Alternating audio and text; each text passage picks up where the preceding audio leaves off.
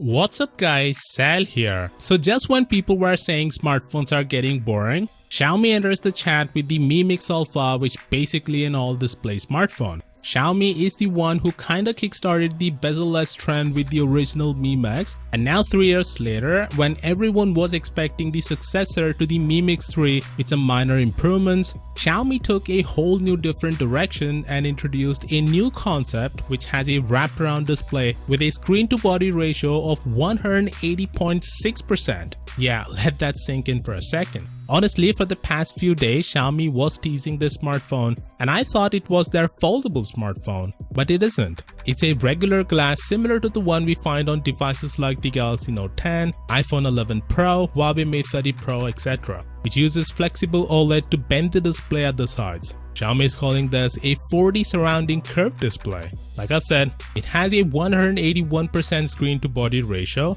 the rest 19% is occupied by small border up top and bottom, and the rear cameras eat some of that screen to body ratio real estate. Speaking of which, the phone has 108 megapixel camera. As we have talked in the past, Samsung is the supplier of this camera, which uses tetracell technology to take full 108 megapixel images in daylight and 427 megapixel images in low light and combine it to form one detailed image. There's a wide angle and telephoto camera present as well. As you can see, there's only one set of cameras on this phone, and if you want to take selfies or make video calls, then you have to flip the phone, which shouldn't be a problem because there's a display at the back as well. All in all, it looks identical to the Huawei's foldable smartphone, the Mate X, but the difference is the Mi Mix Alpha isn't a foldable smartphone. It still amazes me how fast the technology is evolving. I mean, I knew we would see smartphones that would look like this in the future, but didn't expect that would happen in 2019 itself. To be clear, this is still a concept, which means Xiaomi isn't mass producing it like their other smartphones.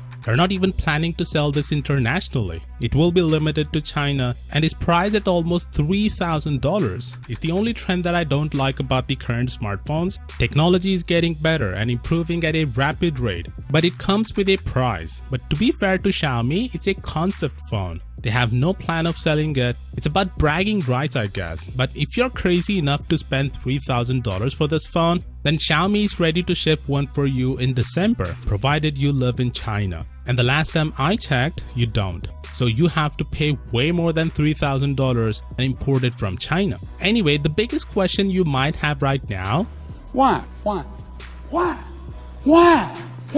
Look, I totally understand that it doesn't provide much of value other than the fact that it looks freaking cool. Listen, phones are getting ridiculously expensive to the point that they're not just phones anymore, but a status symbol as well. It reflects your personality, if that makes sense. When I'm buying a car, my top priority is looks, and then comes the rest. Same for the phones as well. When I'm buying a budget or mid-range phone, looks are not really that important. The specs and features are. But when I'm getting a flagship, looks are one of the top priorities before making a purchase. And I'm sure there are millions out there with a similar mindset as well. That's why looks are important, and that's why this phone matters. Phone companies aren't dumb that they are running in a race to increase the screen to body ratio because they know there's a huge demand for this. And that's the reason this phone exists, and probably more companies would follow suit and come with similar phones as well. One more thing I need to mention is that accidental touches are not going to be a problem because they can just ignore the side areas with the help of a software, just like Huawei did with the Mate 30 Pro and Samsung does with their flagships. Of course, with that being said,